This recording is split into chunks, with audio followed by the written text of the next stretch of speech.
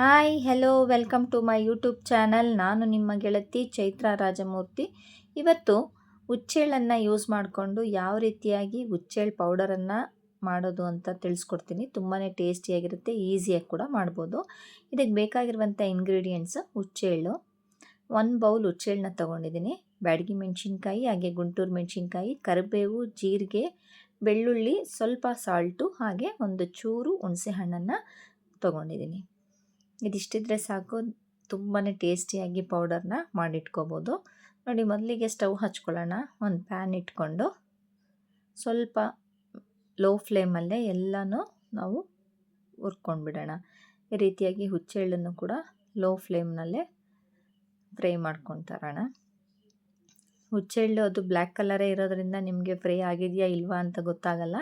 ಅದು ಚಿಟಪಟ ಅಂತ ಸೌಂಡ್ ಬರ್ತಾ ಇರುತ್ತೆ ನೋಡಿ, ಆವಾಗ ಹುಚ್ಚೆಳ್ಳು ಚೆನ್ನಾಗಿ ಫ್ರೈ ಆಗಿದೆ ಅಂತ ಗೊತ್ತಾಗುತ್ತೆ. ಆವಾಗಲೇ ನೋಡಿಬಿಟ್ಟು ನೀವು ಸೈಡಲ್ಲಿ ತೆಗೆದಿಟ್ಕೊಂಬಿಡೋಣ.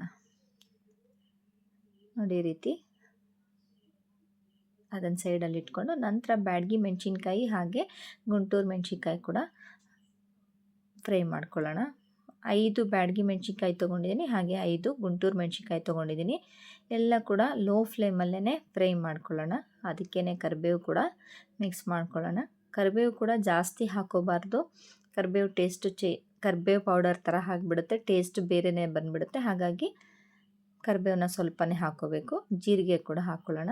ಜೀರಿಗೆನೂ ಒಳ್ಳೆ ಫ್ಲೇವರ್ ಕೊಡುತ್ತೆ, ಹಾಗಾಗಿ ಜೀರಿಗೆ, ನಂತರ ಬೆಳ್ಳುಳ್ಳಿ ಎಲ್ಲ ಕೂಡ ಮಿಕ್ಸ್ ಮಾಡಿಕೊಂಡು ಫ್ರೈ ಮಾಡ್ಕೊಳ್ಳೋಣ. ಹುಣಸೆಹಣ್ಣು ಏನು ಇಟ್ಕೊಂಡಿದ್ವಿ ಅಲ್ಲ, ಅದನ್ನು ಕೂಡ ಇದ್ರ ಜೊತೆಗೇ ಹಾಕ್ಕೊಂಡು ಫ್ರೈ ಮಾಡ್ಕೊಳ್ಳೋಣ. ನಂತರ ಎಲ್ಲ ಜಾರ್ಗೆ ಟ್ರಾನ್ಸ್ಫರ್ ಮಾಡಿಕೊಂಡು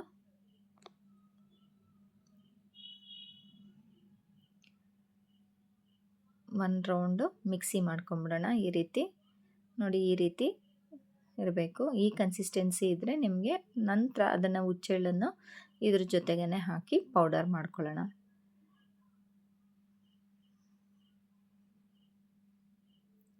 ತೀರಾ ಎಲ್ಲ ಡ್ರೈ ಪೌಡರೇ ಮಾಡೋದ್ರಿಂದ ನೋಡಿಬಿಟ್ಟು ಹಾಕ್ಕೊಳ್ಳಿ. ನಾನು ನಂತರ ಸಾಲ್ಟ್ ಹಾಕ್ಕೊತಿದ್ದೀನಿ. ಸಾಲ್ಟ್ ಹಾಕ್ಕೊಂಡು ಮತ್ತೆ ಇನ್ನೊಂದು ರೌಂಡ್ ಮಿಕ್ಸ್ ಮಾಡಿಕೊಂಡು ನೋಡಿ, ಈ ರೀತಿಯಾಗಿ ಪೌಡರ್ ಆಗಿದೆ. ನೀವು ಕೈಯಲ್ಲಿ ಮುಟ್ಟು ನೋಡಿದ್ರೆ ಗೊತ್ತಾಗುತ್ತೆ ಅದು ಪೌಡರ್ ಯಾವ ರೀತಿಯಾಗಿರುತ್ತೆ ಅಂತ. ಇವಾಗ ಸರ್ವ್ ಮಾಡ್ಕೊತಾ ಇದ್ದೀನಿ. ತುಂಬ ಟೇಸ್ಟಿಯಾಗಿರುತ್ತೆ. ಯಾರೆಲ್ಲ ನನ್ನ ಚಾನಲ್ನ ಫಸ್ಟ್ ಟೈಮ್ ವಿಸಿಟ್ ಮಾಡ್ತಾ ಇದ್ದೀರಾ ಅವರೆಲ್ಲ ಚಾನಲ್ನ ಸಬ್ಸ್ಕ್ರೈಬ್ ಮಾಡಿ, ಹಾಗೆ ಶೇರ್ ಕೂಡ ಮಾಡಿ. Thank you for watching.